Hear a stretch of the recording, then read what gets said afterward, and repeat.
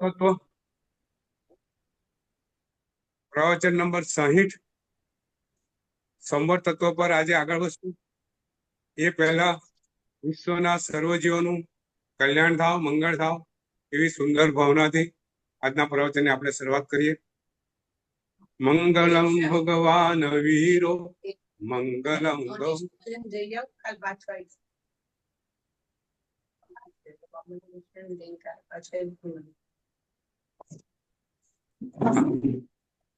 મંગલમ ભગવાન વીરો મંગલમ ગૌતમ પ્રભુ મંગલમ સ્થૂલભદ્રાધ્યાય જૈન ધર્મોસ્તુ મંગલમ શિવમસ્તુ સર્વજગતઃ પરહિત નિરતા ભવन्तु ભૂતગણા દોષા પ્રયાન્તુ નાશમ સર્વત્ર સુખી ભવતુ સર્વત્ર સુખી ભવતુ.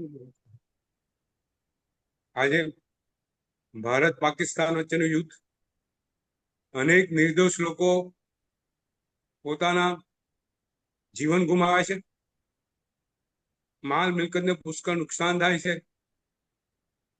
પંચેન્દ્રિય જીવો કેટલા મરી જતા હશે એની કોઈ કલ્પના છે નહીં. એવું ભીષણ વાતાવરણ ભારત અને દેશમાં સર્જાયું છે. કાલે પ્રયત્ન તો સીઝ ફાયરનો બંને દેશોએ નક્કી કર્યું, પણ રાત્રે ફરીથી વાયોલેશન ભારે થયું અને સામસામે યુદ્ધ ફરીથી ચાલુ થયું છે. આવા ખરાબ વાતાવરણ વચ્ચે આપણે ભગવાનને પ્રાર્થના કરીએ કે વિશ્વમાં શાંતિ થાય, યુદ્ધ માથા પરથી જતું રહે, નિર્દોષ જીવોની હત્યા બંધ થાય. આપણે ભગવાનને પ્રાર્થના કરીએ. શક્ય હોય અભિગ્રહ કંઈક ને કંઈક ધારણ કરીએ કે આવું યુદ્ધ જલ્દી ને જલ્દી ખતમ થાય. યુદ્ધ કોઈને ગમતું નથી, એનો કશો ફાયદો છે નહીં. આ વસ્તુ હકીકત છે.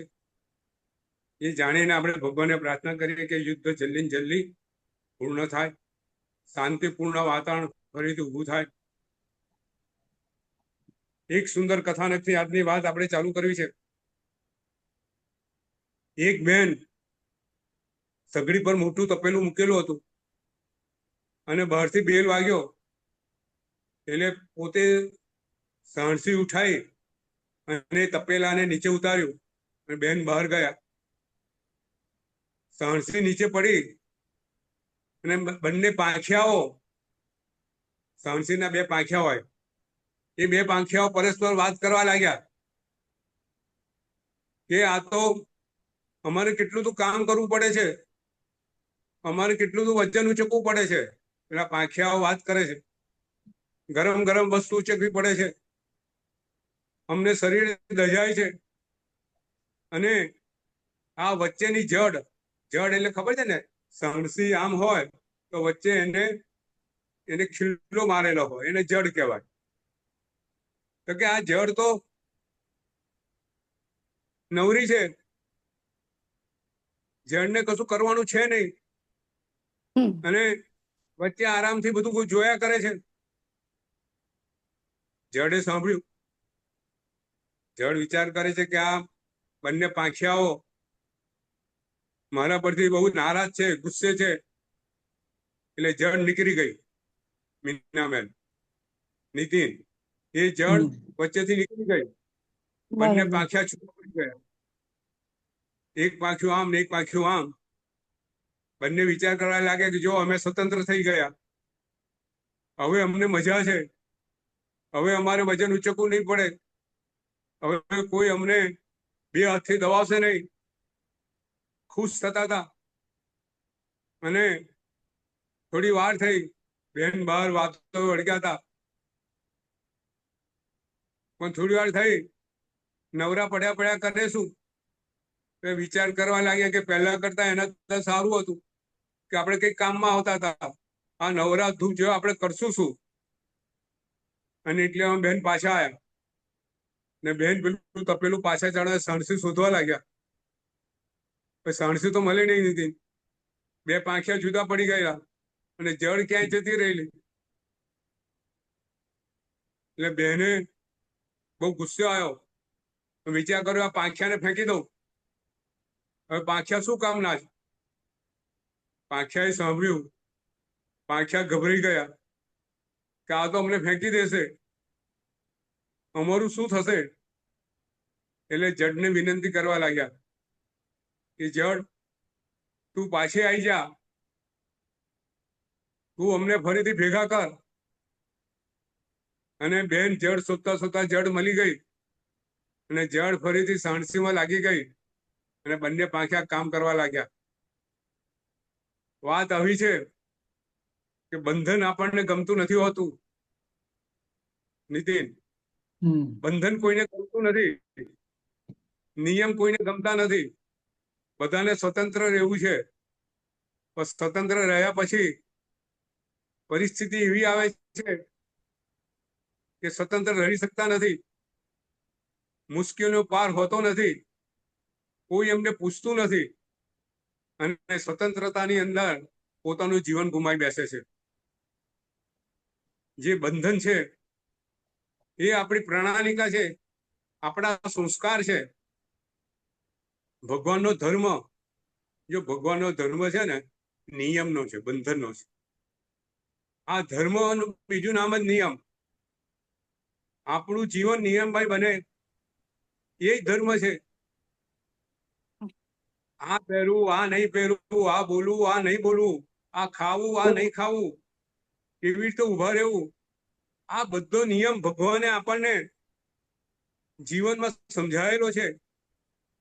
અને આ નિયમ, આ બંધન એ આપણા માટે હિતકારી છે. આ જયારે આ બંધન આપણે છોડી દઈએ, લાગે કે સ્વતંત્ર છે, મનમાં ભાવે એમ કરવા જઈએ, તો સરવાળે શું થાય? ન ઘરના નહીં ઘાટના એવી પરિસ્થિતિ થાય. ડાયાબિટીસ થયો હોય, રોગ થયો હોય ને ડોક્ટર કહે કે તમે દવા સાથે આ ગળ્યું ખાવાનું બંધ કરો નીતિન, અને ગળ્યું ખાવાનું ચાલુ થાય તો શું થાય?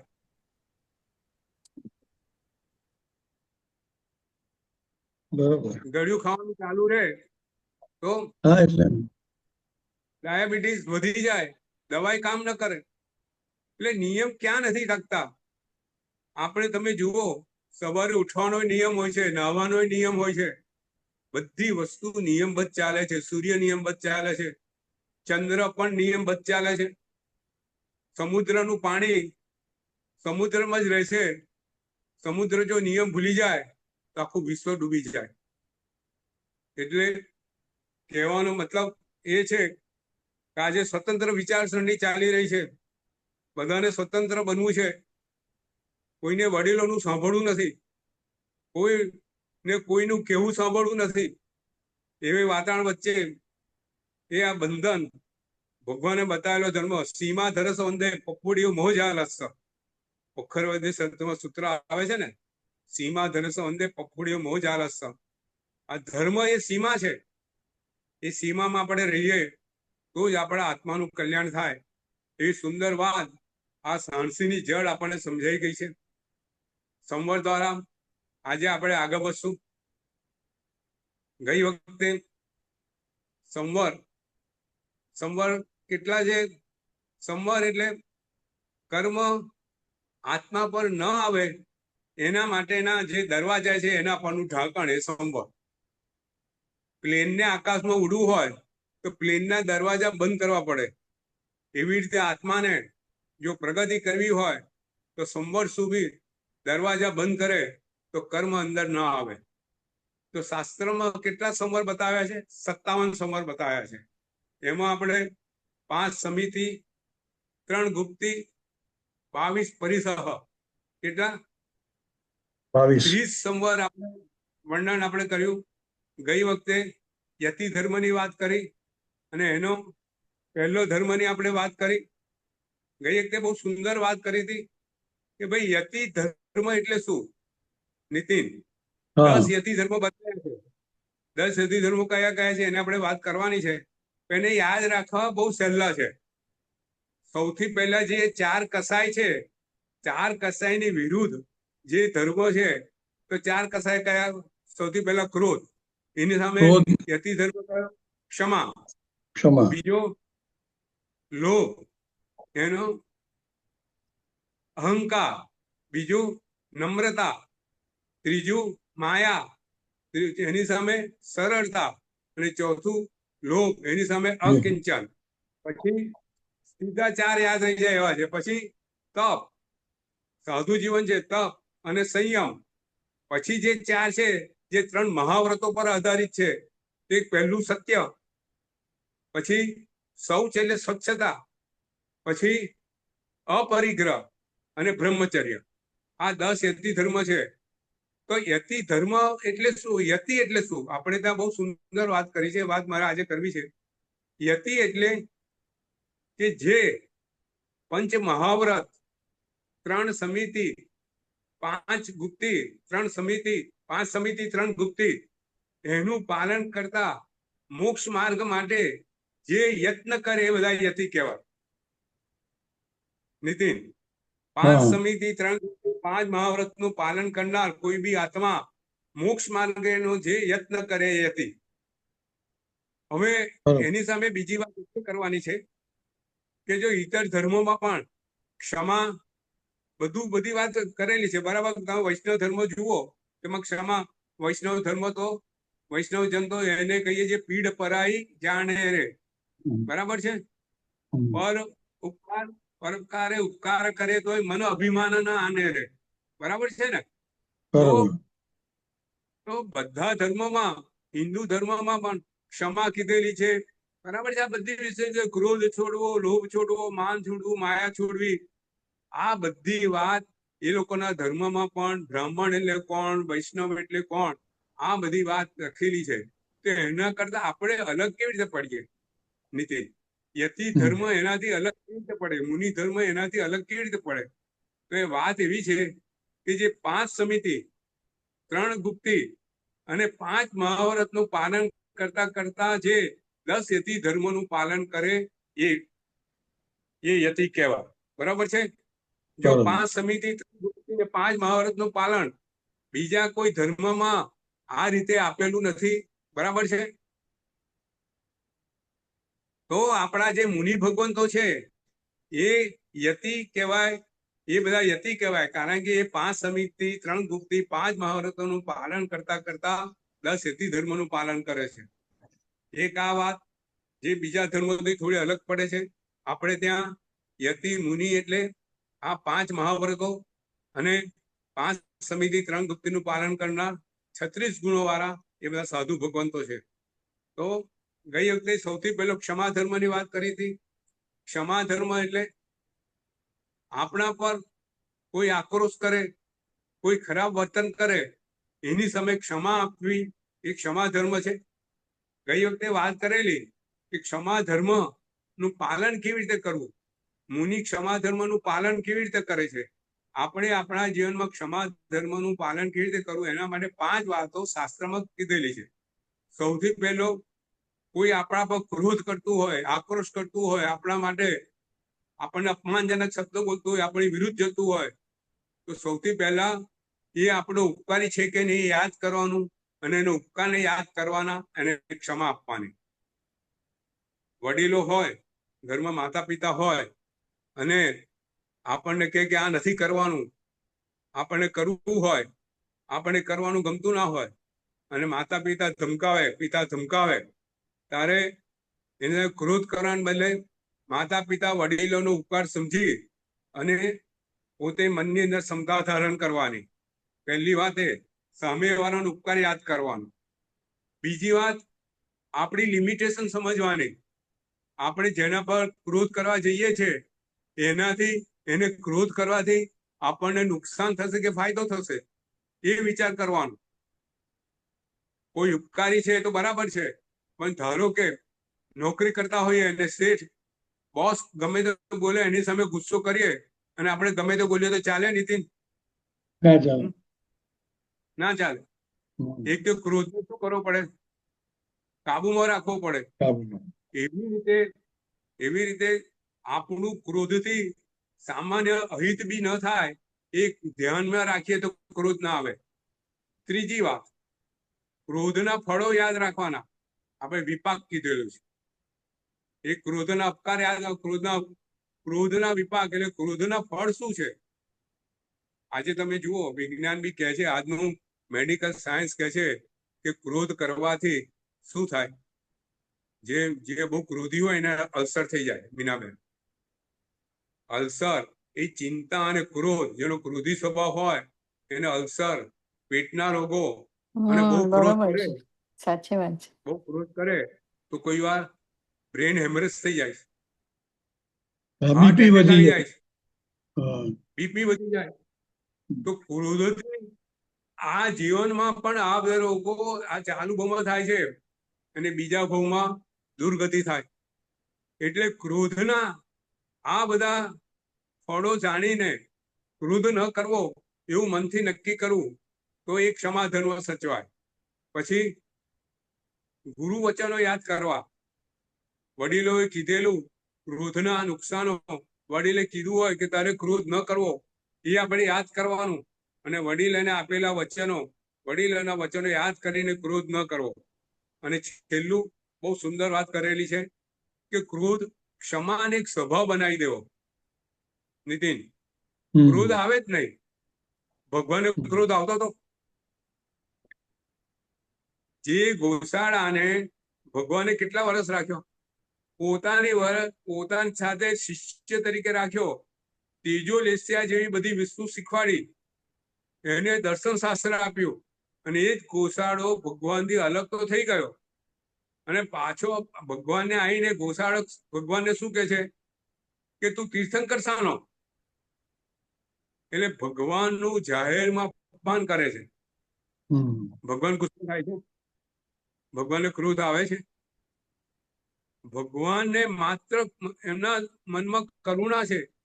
વિચાર કરે છે કે આ ગોશાલક નું મૃત્યુ નજીક છે અને આવો ક્રોધ કરી અને તીર્થંકરનું અપમાન કરી અને નરકે જશે. એટલે ગોશાલક કહે છે, હે ગોશાલક, તને ખ્યાલ નથી કે 7 દિવસમાં તારું મૃત્યુ થવાનું છે.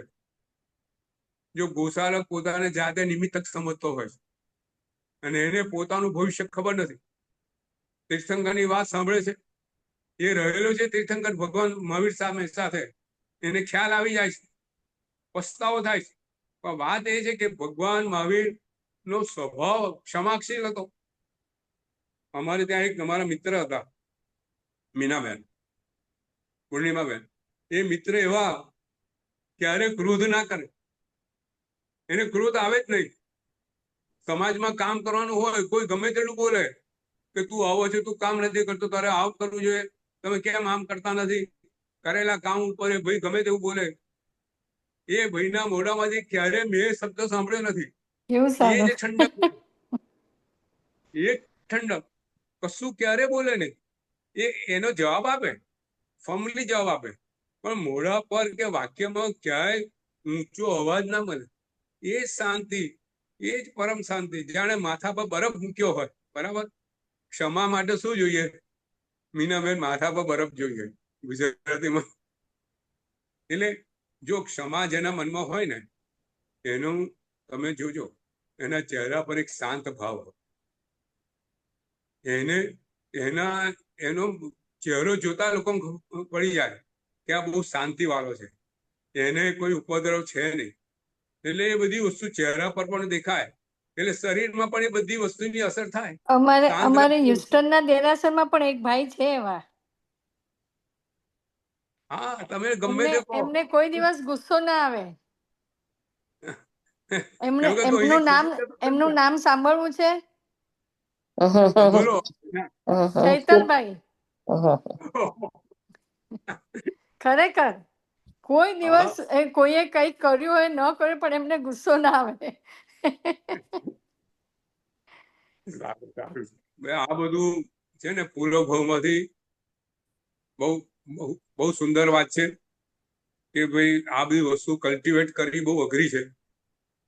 કારણ કે વાતાવરણ બહારનું એટલું ખરાબ છે, ગમે તેટલું સારું કરો આજે કોઈને પસંદ પડે ના પડે, સમાજ વચ્ચે રહેવાનું હોય ત્યારે ગુસ્સો ન કરવો, સંતોષ રાખવો, એ બહુ અગત્યનો, બહુ સુંદર સ્વભાવ છે.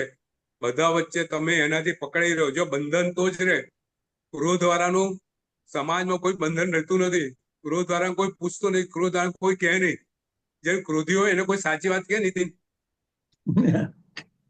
હે? કોઈ ઉલટો એના ક્રોધી હોય ઉપર એને કોઈ સાચી વાત કહે? એને ઉલટી સાચી વાત ગાળો કહેવા આપે. જાય તો શું કરે ક્રોધી? એનું મોઢું તોડી લે કે હા ચાલ ચાલ, મને ખબર છે. હવે બીજું, એટલે ક્ષમા ધર્મ યતિ સંયમી, એ ક્ષમા ધર્મ સાચવવાનો હોય છે. પોતાની સામે ગમે તેટલા આરોપ આક્ષેપો મુકાય, આક્રોશ કોઈનો હોય. જૈન સમાજમાં સાધુ ભગવંતો પાસે કોઈને આક્રોશ હોય, કોઈ ગમે તે બોલે, ગુરુ ગમે તે બોલે, ક્ષમા ધારણ કરવી એ પહેલો ક્ષમા ધર્મ. પછી બીજો ધર્મ કયો છે? બીજો નમ્રતા. નમ્રતા એટલે માર્દવ શબ્દ, માર્દવ વાપરે છે એટલે નમ્રતા. નમ્રતા એટલે અહંકારનો ત્યાગ. આજે હમણાં જ વાત થઈ કે આ બધા છે ને એકબીજા રિલેટેડ છે. જે અહંકારી હોય એને ગુસ્સો આવે, અહંકારીને કોઈની વાત સાંભળે ગમે નહીં. હું ઘણી વખત મેં કીધેલું છે, અહંકાર છે ને એને 1000 માથા હોય. અહંકાર અને ઓળખવો ઘણીવાર બહુ અઘરો હોય છે. તમે કોઈને કહો કે આવું કર તો કે મને ખબર છે. આટલું બોલે મને ખબર છે, એનો શું છે કે તમારી વાત એને સાંભળવી ગમતી નથી. મને તો બધી ખબર છે, આવું બોલવા વાળો શું હોય? અહંકાર. અહંકારી કોઈની વાત સાંભળે નહીં. એટલે બહુ બહુ બહુ સુંદર એક વાત લખી છે આપણે ત્યાં, એક બે સુંદર વાત વાંચી છે કે ભાઈ અહંકારમાં એક ખૂબી છે. સાંભળજો, અહંકારમાં એક ખૂબી છે કે તમને વિશ્વાસ જ ના આવવા દે કે તમે ખોટા છો. શું? અહંકારમાં એક ખૂબી છે કે તમને વિશ્વાસ જ ના આવવા દે કે તમે ખોટા છો. એ હંમેશા એવું માને. અહંકાર શું માને? હંમેશા એ સાચો છે. આ દુર્યોધન નું શું થયું? આપણા બે બહુ મોટા દાખલા છે, રાવણ ને દુર્યોધન. દુર્યોધને ક્યારે માન્યું કે ખોટો હતો?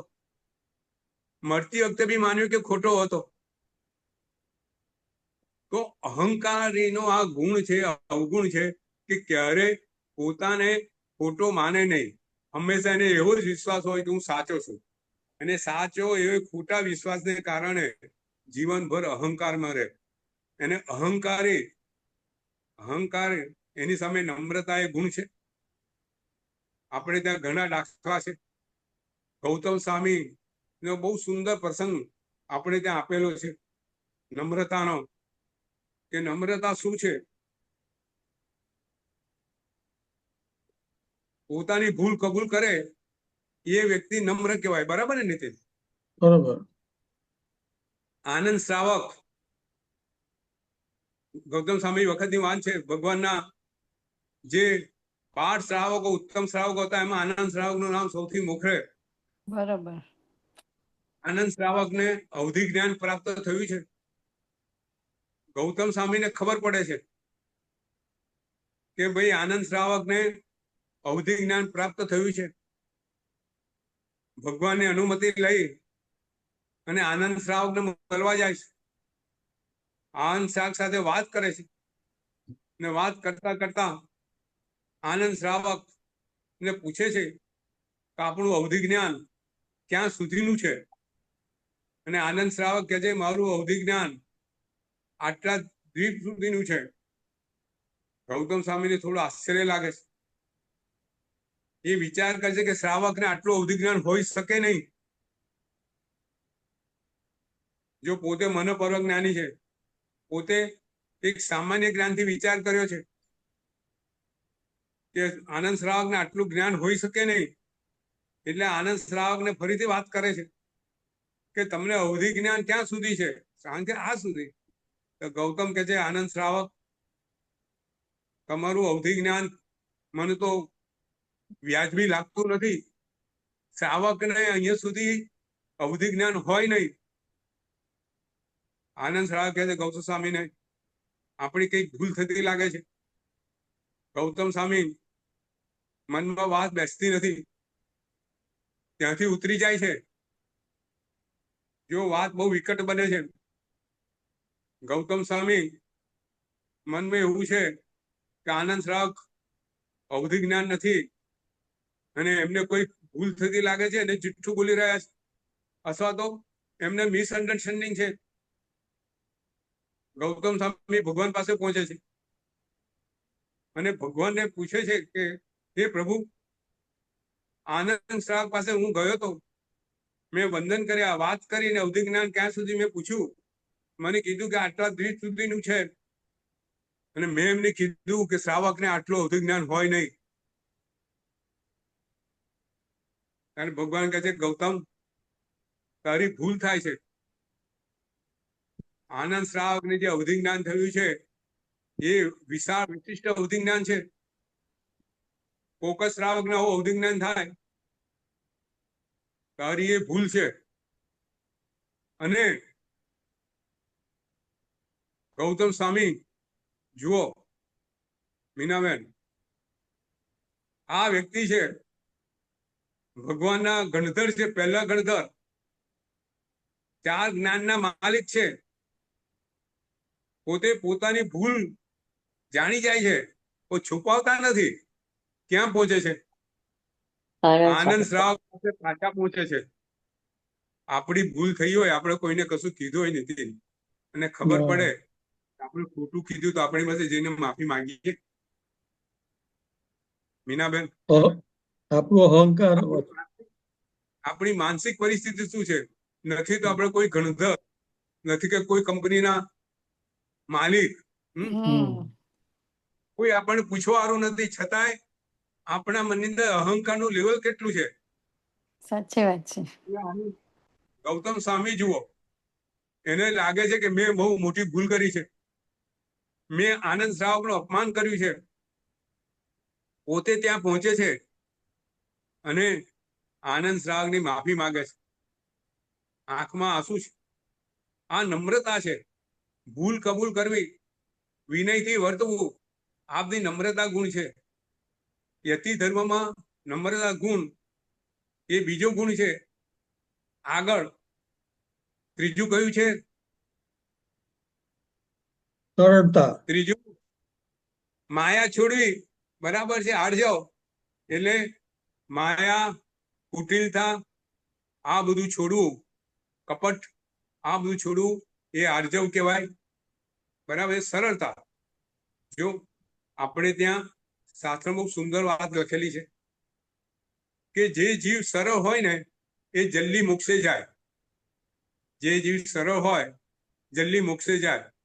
શાસ્ત્રમાં બહુ સુંદર વાત કરી છે કે ભાઈ માયા કોને કેવી અથવા સરળતા કોને કેવી. માયા કપટ શું ને સરળતા શું? જો બહુ સુંદર વાત લખેલી છે કે જેનું વિચાર, જેની વાણી અને જેનું વર્તન, એટલે તમે સમજો શું થયું? વિચાર, વાણી, વર્તન, એમાં એક વાક્યતા હોય, એમાં પરસ્પર વિરોધાભાસ ના હોય. એ બધું શું કહેવાય? એનું એ બધું સરળતા કહેવાય. બરાબર. મન, વચન ને કાયાના યોગમાં એક વાક્યતા એ સરળતા છે. કેટલીક વ્યક્તિ બહુ સરળ હોય ને કેટલીક વ્યક્તિ વાંકી હોય. નામ પૂછો તો નામે નાખે. મીનાબેન, શું ભણ્યો છે તો કે નહીં. એને હંમેશા એ બોલે શું ને કરે શું એમાં આસમાન જેવનો ફરક હોય. જો આજે કાલે પાકિસ્તાને શું કર્યું? પોતે યુદ્ધ વિરામ, બરાબર છે, સીઝ ફાયર પોતે સામેથી માંગ્યું.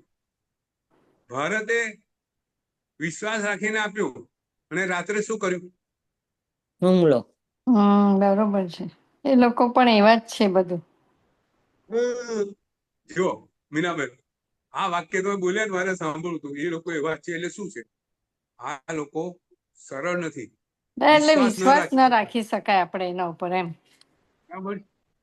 માણસ જે સરળ હોય ને એના પર લોકો વિશ્વાસ રાખે. બરોબર. તમે ગમે તેટલા હોશિયાર હો ને એ તમારો ગુણ નથી. તમે તમારા પર કેટલા લોકો વિશ્વાસ રાખે છે ને એ તમારો ગુણ છે. સાચી વાત છે. બરાબર છે ને?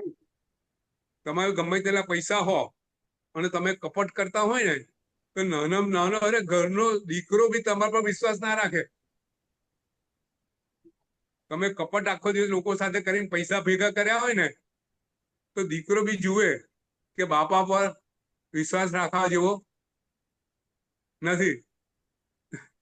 એક સુંદર સુંદર પ્રસંગ છે કે ભાઈ આ પોલિટિક્સ શું છે. એક છોકરો હતો, એના બાપા પોલિટિક્સમાં. છોકરો કે બાપા મારે પોલિટિક્સમાં આવવું છે. એટલે બાપાએ કીધું કે તું હજુ નાનો છે, તને પોલિટિક્સ વિશે ખબર ના પડે. 7-8 વર્ષનું બાળક પણ નાનપણથી બાપાને પોલિટિક્સમાં જોયેલા, આગળ વધેલા કે મારે બી પોલિટિક્સમાં આવવું. કે સારું, તને આજે એક પહેલું લેસન શીખવાડું. સારું પપ્પા, કે ચાલ કે છે આપણે ઉપર અગાસીમાં જઈએ. અગાસીમાં ગયા, ઉપર છાપરું હતું તો એને નિશાની જોડે બાપાએ મૂકી અને દીકરાને કીધું કે તું નિશાની પર ઉપર ચડી જા, છાપરા પર. તું છાપરા પર બેસી જા અને હું તને નીચેથી પોલિટિક્સ શું છે શીખવાડું છું. એટલે છોકરો તો ચડી ગયો નિશાની વડે છાપરા પર. મીનાબેન સાંભળો છો? હા હા.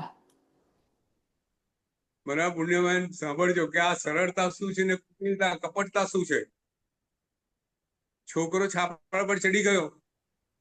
છોકરો જો છાપરા પર બેઠો એટલે બાપાએ નિશાની ખસેડી લીધી. બાપાએ નિશાની ખસેડી લીધી એટલે છોકરો કહે છે બાપા નિશાની ખસેડી લીધી તમે, હું નીચે કેવી રીતે આવું? કે તું આવ, નીચે આવ કે છે, ભૂસકો માર, હું તને ઝીલી લઈશ. ખાસું ઊંચું. દીકરો કહે છે બાપા ના, કેમ ઝીલીશ કે છે. એમ કહે બે હાથ બાપાએ પોળા કર્યા અને જેવો છોકરાએ ભૂસકો માર્યો, બાપા ખસી ગયા. છોકરો ધડામ દઈને નીચે વાગ્યું. છોકરો તો રડવા માંડ્યો કે તમે મને પોલિટિક્સ શીખવાડતા હતા કે તમે મને શું કર્યું? ભાઈ બાપા કહે દીકરા, આ પોલિટિક્સ નો પહેલો સિદ્ધાંત છે કે સગા બાપનો વિશ્વાસ નહીં રાખો. તો આ સરળતા એ છે કે તમારે વિશ્વાસઘાત, કોઈના વિશ્વાસ, તમે સરળતા તમારા આપણે ત્યાં કોઈ વ્યક્તિ આવી હોય જેના પર આપણે બહુ ગુસ્સો હોય, બિલકુલ ગમતો ના હોય, પણ આપણી ઘેર આવે તો આપણે શું કરીએ? એને સારી રીતે બોલાવીએ, એને મોઢે કહીએ કે તું આવો છું, અમે તારા માટે આવું કહેતા હતા. એટલે આ બધી કપટતા છે. એની સામે સરળતા એ ગુણ છે યતિ ધર્મનો. આ ત્રીજો ગુણ. ચોથો ગુણ કયો? અનાસક્ત ભાવ. એમાં મુક્તિ શબ્દ લખેલો છે એટલે અનાસક્ત ભાવ. પોતે અનાસક્ત ભાવ રહેવું, ઈચ્છાઓ ઓછી કરવી, ઈચ્છાઓ ન રાખવી, એ યતિ ધર્મનો આ ચોથો ગુણ છે. આપણે ત્યાં નિર્લોભીપણું, જે લોભની વિરુદ્ધ છે. એક સુંદર લોભ શું છે? જો લોભ એવો છે ને નીતિન, આપણને ખબર છે કે આપણે પહેલા સ્કૂલમાં ચાલતા જતા હતા તો એક સાયકલ મળે ને તો આપણને થાય કે પતી ગયું, આપણે વધારે કશું જોઈતું નથી. બરાબર? બરોબર. સાચી વાત છે. ભાડે 10-10 પૈસાની ભાડે સાયકલ લાવતા હતા. હા. પછી બાપાએ કોલેજમાં ગયા એટલે સાયકલ અપાઈ. સાયકલ અપાઈ, કોલેજ આપણી કેટલી દૂર, 4-4 કિલોમીટર સાયકલ ચલાવીને જવું પડે, વરસાદના પલ્લીને જવાનું હોય. એટલે વિચાર કર્યો, લોકોના સ્કૂટર જોયા મીનાબેન. એટલે વિચાર કર્યો કે સાયકલ ને બદલે સ્કૂટર હોય તો સારું. એટલે પછી સ્કૂટર લીધું. પછી સ્કૂટર આવ્યા, પછી કાર આવી. અને હવે નાની કાર ગમે. હવે તો મારુતિ 800 ગમે ના ગમે, અલ્ટો ગમે ના ગમે, હવે તો કઈ ગમે? અને એ જ આપણા મહારાજ સાહેબ. હા, બીજી બાજુ આપણા મહારાજ સાહેબ, એમનું જીવન. આજે લોભ છે ને એનો થોભ હોતો નથી. લોભી માણસ છે ને લોભમાં ને લોભમાં મરી જતો હોય છે. એ લોભ છોડી શકતો નથી. આપણે ત્યાં બહુ એક સુંદર પ્રસંગ આવે છે કે એક ભિખારી કાયમ ભીખ માગે અને ભગવાને વિનંતી કરે, ભગવાન આ મને ભીખ ગમતી નથી, તું મને પૈસા આપી દે થોડા, તું ભીખ માંગવાનું છોડી દો. ભગવાન કે પ્રસન્ન થઈ ગયા નીતિન. હા, ભગવાન પ્રસન્ન થઈ ગયા અને ભગવાને કીધું ચાલ હું તારા પ્રસન્ન થયો છું, તને સોનઈ આપું છું, તારી થેલી લઈને આય. એટલે ભિખારી એની ફાટલી તૂટલી થેલી લઈને આવ્યો. ભગવાને કીધું કે જો તને જેટલા સોનૈયા તને આપું, આ થેલીમાં રહેશે એટલા તારા, અને નીચે પડશે એ બધા રાખ થઈ જશે, માટી થઈ જશે, એટલે તું વિચારી લેજે. ભગવાને પહેલે તેને કન્ડિશન આપી દીધી. પણ લોભિયાને કોઈ દિવસ થોભ હોય? નીતિન, તમને લાખ મળે ને તો 1 કરોડ જોઈએ, અને 1 કરોડ મળે ને તો 10 કરોડ જોઈએ. પછી લોભની સંતોષ લિમિટ ના છે ને. હોય. હા, સંતોષ ક્યાંય હોય નહીં. એટલે પેલા લાખના 10 લાખ એટલે 9 લાખનો લોભ હતો, ને 10 લાખથી કરોડ એટલે 90 લાખનો લોભ થયો, અને કરોડથી 10 કરોડ એટલે 9 કરોડનો લોભ થયો. અને 100 કરોડ આવી જાય ને તો 1000 કરોડ જોઈએ, 900 કરોડનો લોભ. એટલે લોભ વધતો જાય. લોભની એબ્સોલ્યુટ એમાઉન્ટમાં તમે જુઓ તો લોભ એવી રીતે વધતો જાય. તો આ ભિખારી લોભી આમ થેલી લઈને ઉભો રહ્યો. ભગવાને સોનિયા નાખવા માંડ્યા. ભિખારીને કહ્યું કે મારી થેલી આખી ભરી જાય ને પછી મારે આખું જીવન, મારા બાળકો, કોઈને ચિંતા નહીં, બસ સોનાયા લઈને ઘેર જવું, મોટો બંગલો. હવે ક્યાં એને શું થઈ ગયું? મોટો બંગલો આવી જાય સોનૈયાથી. હા, મોટો બંગલો આવી જાય, ગાડી આવી જાય. લોભ આપણે બધું એ જ છીએ યાર, ભિખારી જેવા જ છીએ આપણે. ભિખારીમાં કોઈ ફરક નથી. બરોબર. હા, તે થેલી લઈને ઉભો રહી ગયો, ફાટલી તૂટલી થેલી, ને ભગવાને સોનિયા નાખવા માંડ્યા. ભગવાન કે હમણાં ઉભો રહેશે, હમણાં થોભ એવું કહેશે. કોઈ થોભે લોભી નહીં. એ સોનિયા આયા. છેલ્લે શું થયું? થેલી જીર્ણ શીર્ણ હતી, થેલી આખી ફાટી ગઈ, ને બધા સોનિયા નીચે પડ્યા, બધી માટી થઈ ગઈ. આપણું જીવન લોભની અંદર આ રીતે માટી થઈ જાય છે. આખું જીવન આ રીતે પતી જાય છે, પણ લોભ જતો નથી. ભગવાને નિર્લોભતા પણ એક ગુણ કીધેલો છે, એ તમને આત્માને સાચા માર્ગે દોરે છે. આત્માને લોભમાં ફસાવા દેતું નથી. મમ્મન શેઠ 7મી નરકે ગયા લોભને કારણે. આપણી નજર સામે આવતા પ્રસંગો છે. ભગવાન કહે છે લોભ છોડો. 10 યતિ ધર્મ આપણને બધાને એ રીતે જ લાગુ પડે છે જેટલા સાધુ ભગવંતોને લાગુ પડે છે. પછી તપ. જો તપ છે ને, તપ સંવરમાં પણ છે અને નિર્જરામાં પણ છે. તપ સંવર બી કરાવે, એ ઢાંકણા સ્વરૂપ છે, કર્મને આવવા ના દે. અને તપ આવેલા કર્મનો નિકાલ પણ કરે. તપ એટલે તપવું, બરાબર ને? તપનો સાદો તપવું. તપવું એટલે આપણે સહન કરવું. જયારે સહન કરીએ ને ત્યારે નવા કર્મો બંધાતા તો અટકે, જે આવેલા કર્મો છે વળી જાય. બરાબર છે? એટલે સકામ ને અકામ નિર્જરા, એ બંને આપણે નિર્જરામાં લઈશું. પણ આ તપ આપણે ત્યાં તપ એ કેટલા પ્રકારના છે? 12 પ્રકારે. 12 પ્રકારે. 6 બાહ્ય અને 6 આંતરિક. 6 બાહ્ય, 6 અભ્યંતર. 6 બાહ્ય એટલે 6 શરીરને લગતા, અને 6 અભ્યંતર એટલે 6 મનને લગતા. બરાબર ને? સાદી સીધી વાત છે. એને સાદી રીતે દરેક વસ્તુ આપણે સાદી રીતે સમજવાનો પ્રયત્ન કરવાનો. 6 બાહ્ય એટલે 6 શરીરને લગતા તપ. તો કયા કયા તપ 6 શરીરને લગતા? સૌથી પહેલું અણસણ એટલે ઉપવાસ, ખાવાનું છોડવું. 1 ટંક છોડવું, 2 ટંક છોડવું, 3 ટંક છોડવું, આખા દિવસનું છોડવું, અમુક દિવસો સુધીનું છોડવું. આ બધું ઉપવાસ, એ બધું અણસણ એટલે ખાવાનો ત્યાગ, અન્ન ત્યાગ. બરાબર? પછી મીનાબેન બોલો. ઉણોદરી ગુરુજી. હરિયા ઉણોદર. ઉણોદરી. હા, ઉણોદરી. ખાવાનું ઓછું ખાવું. તો આપણે શાસ્ત્રમાં લખેલું છે કે આપણો પુરુષોનો ખોરાક 32 ને સ્ત્રીનો ખોરાક 28 કોળે. બરોબર. એનાથી ઓછું ખાવું એ ઉણોદરી તપ. આપણે કાયમ ખરેખર ઉણોદર તપનું મહત્વ પુષ્કળ છે. ઉણોદરી તપ કાયમ, જો સૌથી પહેલું ઉપવાસ કાયમ થાય નહીં. તમે સમજો, ઉપવાસ કાયમ થાય મીનાબેન? ના થાય. જીવ થાય ને? તો ઉણોદર તપ કાયમ થાય થાય. થાય, કરી શકીએ. હા. તો જો એક એવું સુંદર તપ છે, તમે કાયમ કરી શકો. બરાબર છે? કરવાનું શું છે? ઓછું ખા. તમારું પેટ ભૂખ ભરાઈ જાય કરતા એટલે ઓછું તમારે ખાવાનું છોડી દેવાનું. બહુ સાદે સીધું છે. અને ફાયદા કેટલા?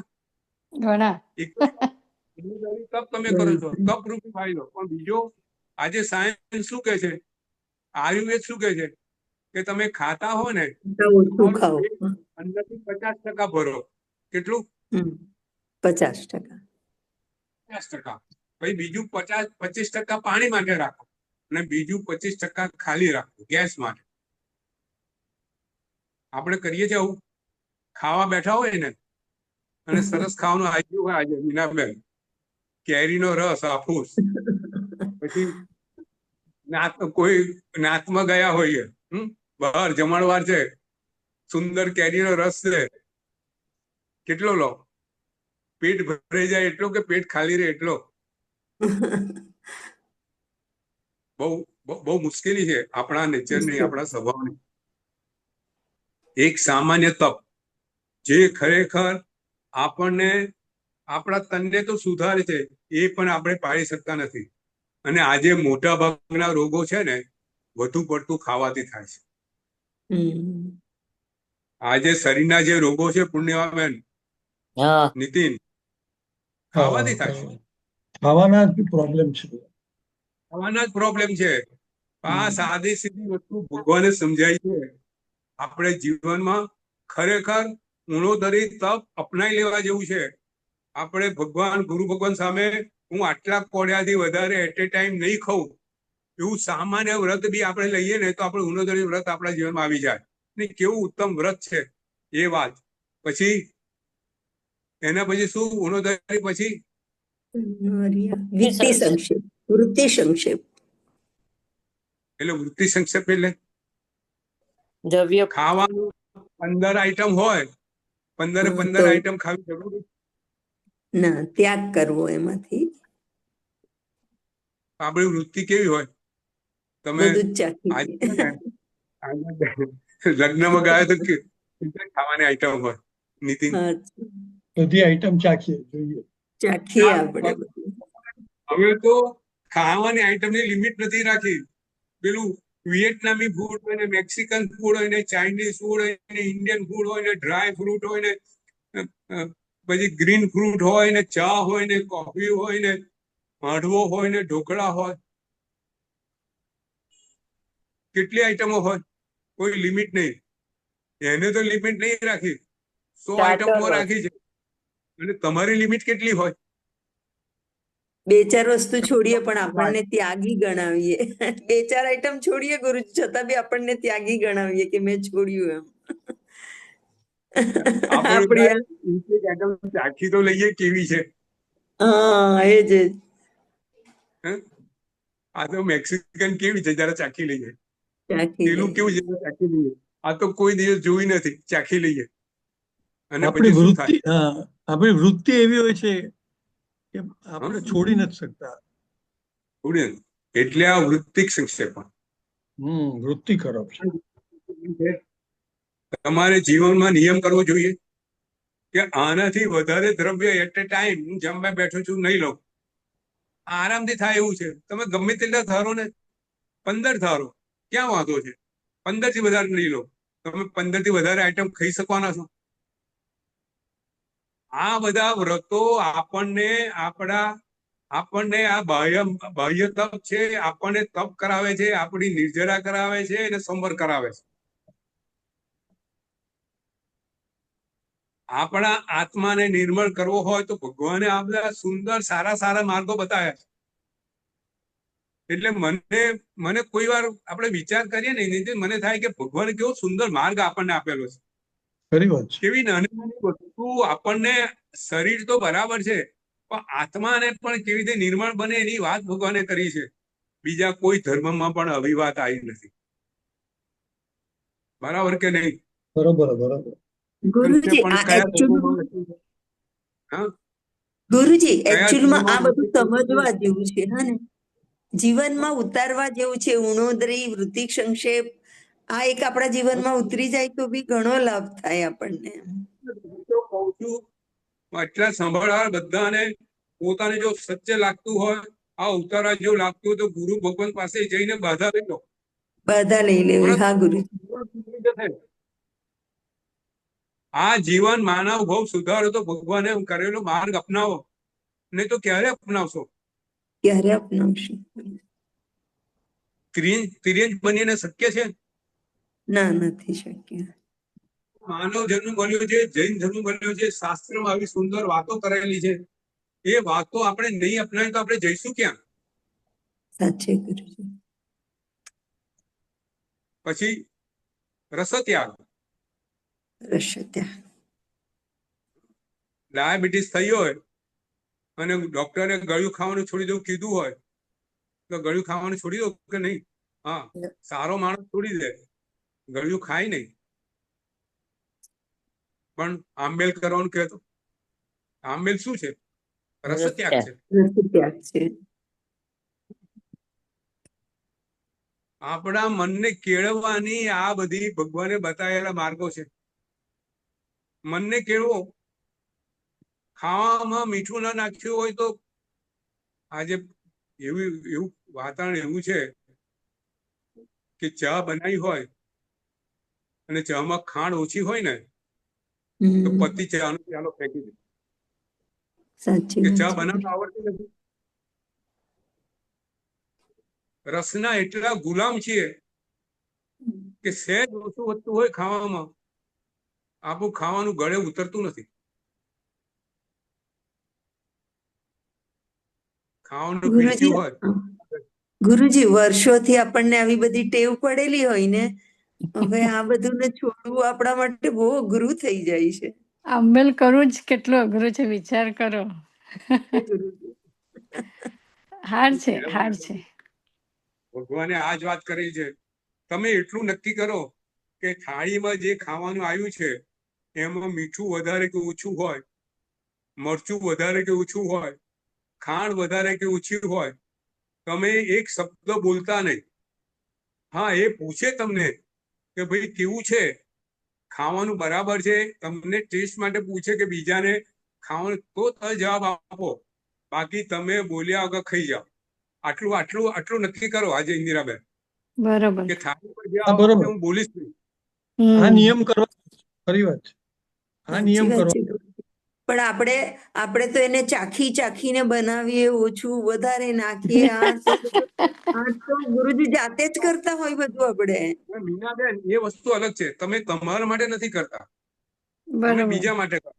હા, તમે બરોબર છે. તમારી વાત કે તમે જમવા બેઠા, તમે એક વસ્તુ ચાખવાનું ભૂલી ગયા છે, સમજો, અને ભૂલમાંથી મીઠું નાખવાનું ભૂલી ગયા. ઉતાવળ છે ઘરમાં, કોઈ વાર બહેનોને બહુ ઉતાવળ હોય, મન ક્યાંય હોય, બહાર પેલો મોબાઈલ જોતા હોય. આજે તો પ્રોબ્લેમ છે ને, મમ્મીનો ફોન આવ્યો હોય, હા, બેનનો ફોન આવ્યો હોય, બેનપણીનો ફોન આવ્યો હોય, મીઠું નાખવાનું ભૂલી ગયા હોય, અને તમે જાતે મીઠું એક વસ્તુ બની ગઈ છે, તમે જાતે જમવા બેઠા. હજુ તો ઘરવાળા આયા નથી, ઘરવાળા આજે મોડું કીધું, તમે જમવા બેઠા અને તમે શાક મીઠા વગરનું ખાધું તો તમે ઉભા થઈને મીઠું નહીં નાખો, કહી દો. હા બરોબર. ગુરુજી. એ બરાબર છે ગુરુજી, પણ પછી એ નાખશો. નથી કરતા. હા. પછી તમે જમી લો, બીજા માટે નાખશો, પણ હમ. તમારા માટે નહીં નાખો. તમે તમારા માટે રસ ત્યાગ કરો. અઘરું છે હો પણ બધું. સાચી વાત છે, હા? કરવું છે, સાચી અઘરું વાત છે છે. પણ. તમારે એવો સંયમ જો છે ને, રાખવાનો, બોલવાનો નહીં. માનવ જીવન બહુ અઘરા કામ કરે ને ત્યારે મળ્યું છે. આ માનવ જીવન આપણને એમને એમ નથી મળ્યું. કેટલું સહન કર્યું હશે, શું શું સહન કર્યું હશે. તો હમ. તિર્યન બદલે માનવ મળ્યા, અને કેટલું કર્યું હશે, કેવા પુણ્યના કાર્યો કરતા હશે, તો જૈન ધર્મ મળ્યો. તો આટલી વસ્તુ આપણે સહન ન કરી શકીએ. જો છે ને ઉપવાસ ન થાય, શરીરની પ્રકૃતિ એવી છે, આપણે ત્યાં શ્રેયક મુનિની વાત આવે છે. શૂલિભદ્રના ભાઈ શ્રેયક શ્રેયસ શ્રેયક શ્રેય શ્રેયક અને પોતે દીક્ષા લીધેલી છે. જૈન ધર્મમાં પુષ્કળ એમને શાસન પુરવાના એટલા બધા કાર્યો કર્યા છે અઢળક, એટલે તો એમનું એમાં નામ છે સજ્જાઈમાં. એ શ્રેયક થી મુનિ બન્યા છે. એક દિવસનો પણ ઉપવાસ થતો નથી મીનાબેન. શરીરની પ્રકૃતિ એવી છે, ઉપવાસ કરી ના શકે. અને બહેનો એની 7 બહેનો છે, સેણા વેણા રેણા બહેનો, એક બે બહેનો વિનંતી કરે છે, શ્રેયક તું આજે ઉપવાસ કર.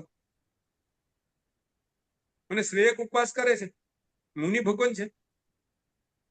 અને ઉપવાસમાં રાત્રે ઉપવાસ સહન થઈ શકતો નથી, રાતે કાળધર્મ પામે છે. હા, વાત તો આ વાત મેં કરેલી ઘણી વખત. બંને બહેનોને દુઃખ થાય. આપણે વાત બીજી કરવી છે, પણ આ પ્રસંગ અચાનક યાદ આવ્યો. બે બહેનોને દુઃખ થાય છે કે મારે કારણે મારો ભાઈ મરી ગયો.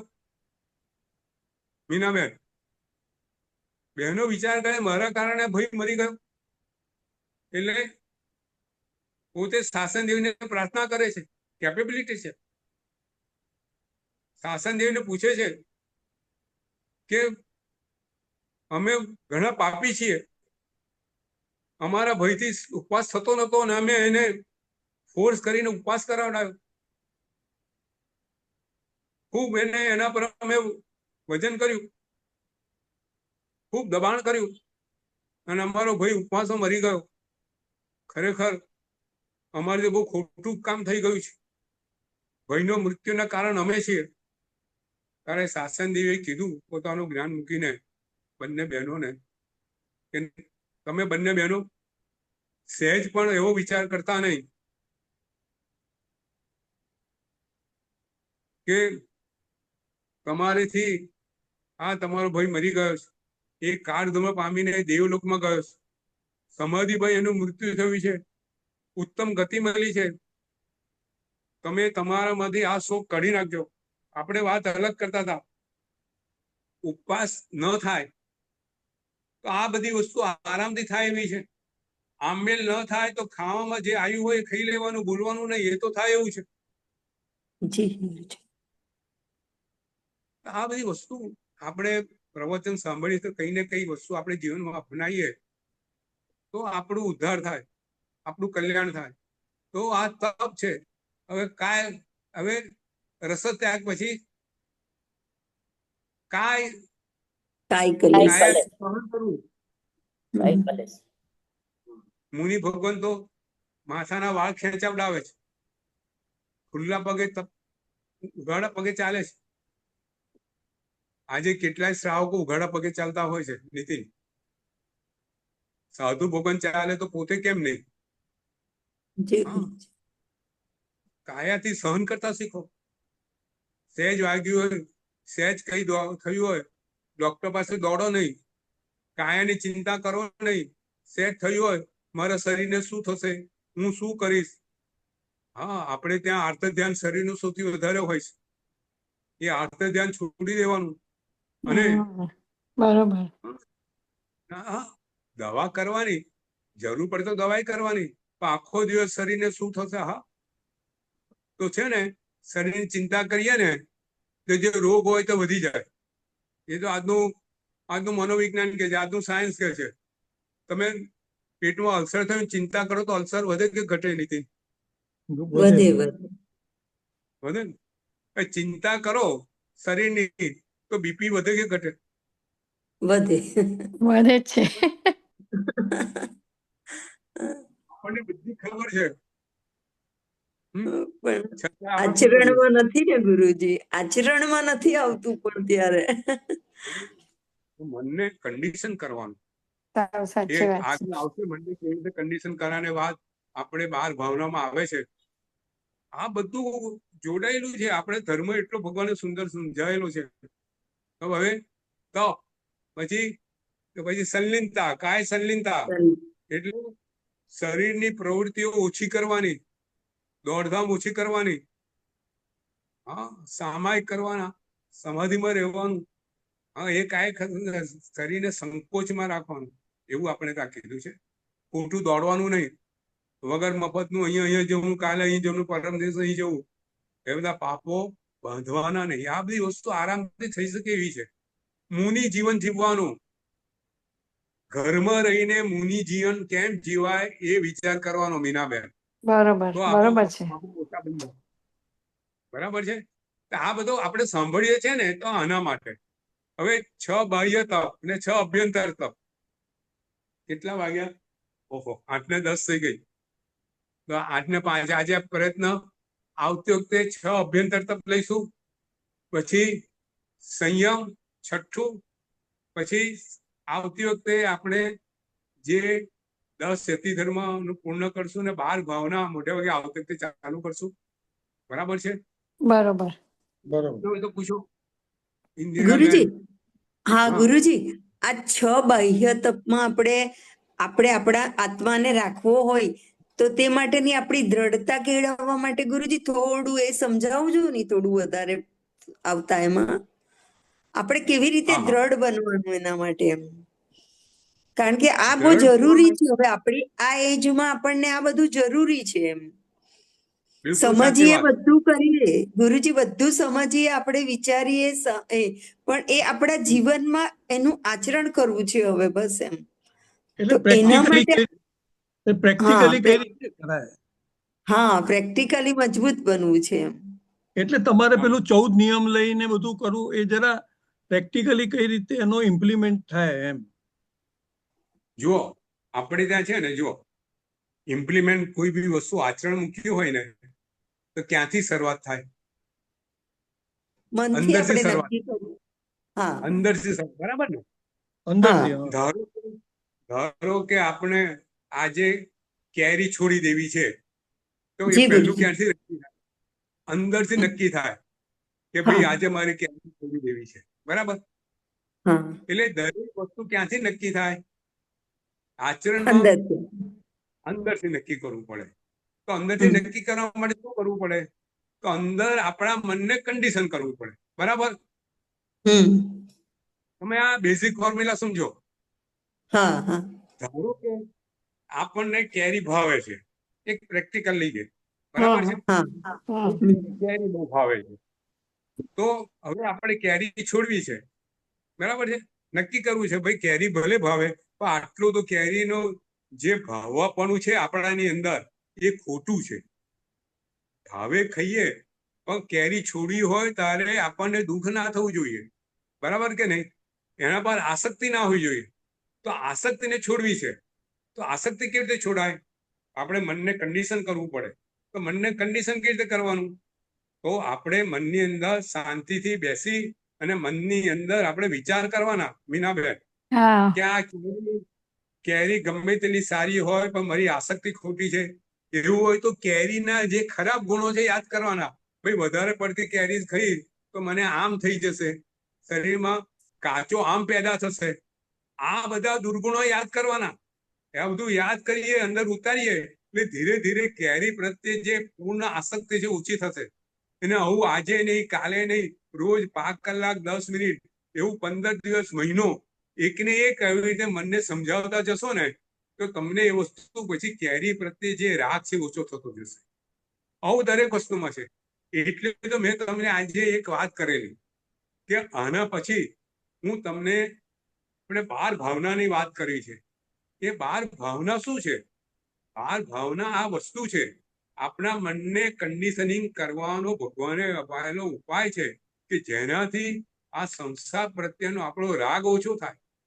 સંસાર પ્રત્યેનો રાગ ઓછો થાય, ખાવા પ્રત્યેનો રાગ ઓછો થાય, શરીર પ્રત્યેનો રાગ ઓછો થાય, પૈસા પ્રત્યેનો રાગ ઓછો થાય, આપણને પદ પ્રતિષ્ઠા પરિવાર પ્રત્યેનો રાગ ઓછો થાય. એના માટેની પ્રક્રિયા જે ભગવાને બતાવેલી છે એ 12 ભાવના છે. અને 12 ભાવના આના પછી આપણે લઈશું. એ સોમવારમાં જ આવે છે. અને 12 ભાવનાનું કાયમ કેવી રીતે એ 12 ભાવનાઓનું આપણે ચિંતન કરવું એ બી વાત કરશું. અને બનશે તો એનું આખું લખાણ તૈયાર કરીને તમને આપીશ કે જેથી રોજ આપ આ 12 ભાવનાનું 5 થી 10 મિનિટ 5 કલાક સામાયિકમાં બેસી એનું ચિંતન કરો, શાંત સુધારસ જેવી વાંચો, સારા સારા એને લગતા પુસ્તકો વાંચો, અનાસક્ત ભાવના, જ્ઞાન સાર છે, સમાધિ શતક છે, એ બધી વસ્તુઓ વાંચશો તો ધીરે ધીરે મન આપણું પલળતું જ જશે. અને મન જેમ જેમ કન્ડિશન થતું જશે તેમ તેમ આ બધી વસ્તુના રાગ ઓછા થતા જશે. પછી એને પ્રેક્ટિકલમાં મૂકતા જાઓ કે ભાઈ આજે મારે હું 3 વખત કેરી ખાઉં છું તો 1 વખત નહીં ખાઉં, 3 વખત ખાઉં છું તો 2 વખત નહીં ખાઉં. બરાબર? જેનાથી ઉપવાસ થતો નથી તો કે ભાઈ આજે હું 3 વખત ખાઉં છું ને બદલે 2 વખત ખાઈશ. એમ જેની મનની કે શરીરની તાકાત એટલી બધી બળવાન નથી તો ધીરે ધીરે સ્ટેપ બાય સ્ટેપ જાય.